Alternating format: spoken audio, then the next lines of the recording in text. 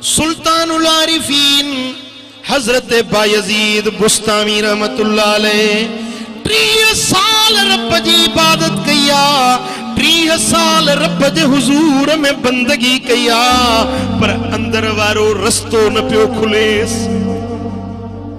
कब्ज़ वारी कैफियत न पई हटेस, अंदर सीने में बस्त वारो राज न पियो खुले। 30 साल थी विया, हिकड़ी रात रोई अर्ज कई मुझा मौला, ओ मुझा रब करीम जैसा पसंद तो सामू गाल सुनाए, जाकी मोकिल मौत के जामू पान पसाए। ओ मुझा मालिक करीम तू की राजी थी दे, उहो को कस बुधाए, उहा का वाट बुधाए, जैमें तुझो कुर्ब नसीब थी वने। आवाज आयो ओ बायजीद, दुनिया में जेका खराब शे नजर अचई सामू देखणी आ त मां रब तो ते राजी थी वना। हजरत बायजीद बुस्तामी निकतो त खराब शे गोलियां त केड़िया, बाहर निकतो अरूड़ी जे मथा पुरानी जुत्ती जो पादर पियल दिठई, जे ही शे खराब आ, ही पादरा सुकी वियो बेकार बणजी वियो, ही खराब शे आ, वा खणन लगो आ तो ने जुत्ती जे पादर मां आवाज आयो, ओ बायजीद मुखे किए तो खराब समझी, मां त सजी उम्र पंजे मालिक सा वफादार थी गुजारियो। कंडा मां झलींदी हुयसे, उस समय पान मां साड़ींदी हुयसे, पलीती में पान के खराब मां कंदी हुयसे, पर पंजे मालिक जे पैर के खराब थियण का बचायुम। सारी जिंदगी पंजे मालिक सा वफादार थी गुजारियम। ओ बायजीद जरे तू भी पंजे मालिक सा एतरो वफादार थी, पो तू मुखे खराब समझ जाए। जी सच थी, जुत्ती सच थी, जुत्ती बराबर पंजे मालिक सा वफादार थी रही है, उन्हें के छड़ी अगते वधियो त कुत्तो मुअल ॾिठई, कुत्ते जो मुर्दार ढूंढ पियल ॾिठई, जे हिकड़ो पलीता वरी मरी वियो बदबू करे वियो, हिन जड़ी बी का खराब शय न हुंदी। हाणे कुत्ते जो खणन लगो तने जी का बूटी कंपे इहो खणी वञा, इहा खराब शय आ। उन कुत्ते जे मढ़ मजा जवाब आयो, ओ बायजीद मुखे किए थो खराब समझी, मां त सारी जिंदगी पंजे मालिक सा वफादार थी रहियो आहियां। मुखे कदे हमद न मिलियो, बिस्तरो कदे न मिलियो,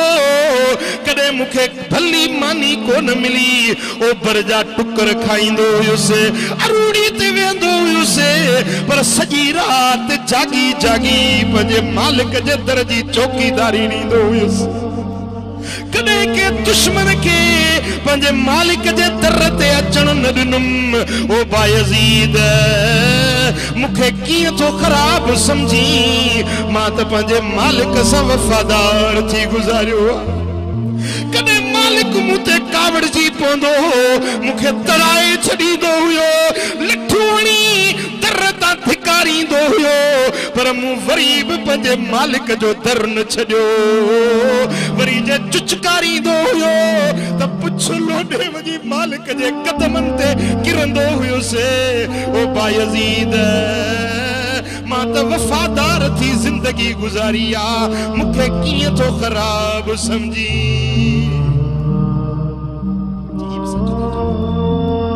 वरी अॻिते वधियो चई इन खां अञा ॿी का ख़राब शइ ॾिसां। अॻिते वधियो आ त हिकिड़ो मुर्दार गॾ पियल ॾिठई, गॾ जो ढूंढ मुअला बदबू करे वियो आ। सोचई त ही ख़राब आ, इन खे खणा। हाणे उहा रस्सी खणी उन गॾ जे गिचीअ में विझी खेलण लॻो आ त उन गॾ मां आवाज़ आयो, ओ बायजीद मूंखे कीअं थो रुखो खराब समझो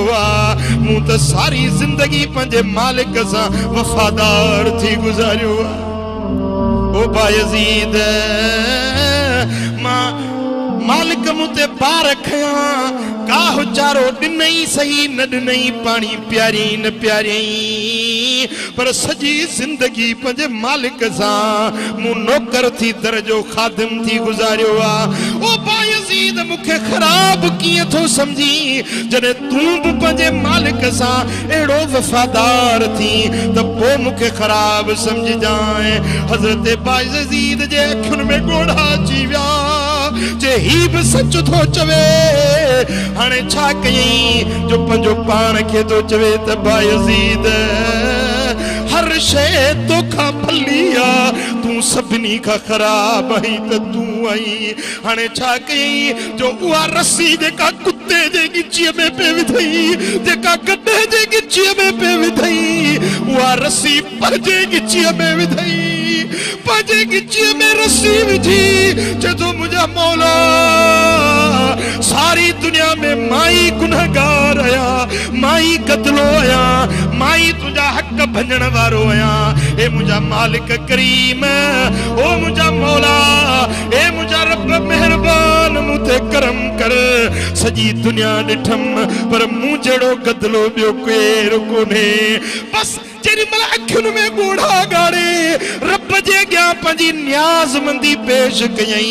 ओडी मल पर्दा हटी विया रब जे कुदरत जा जलवा नजर अची विया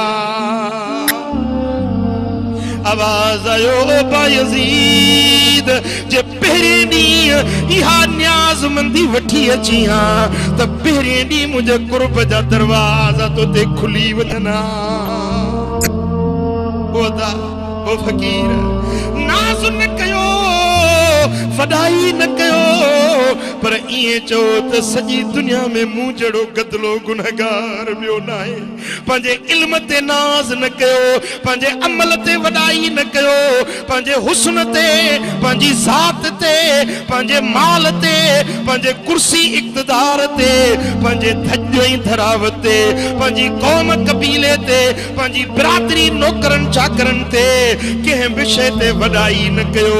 पर रब जी धरती ते हलो त न्याज़ सां निवड़त सां हलो पाण खे सभिनी खां घटि समझो रब तव्हांजा दर्जा अर्शन ताईं बुलंद करे छॾींदो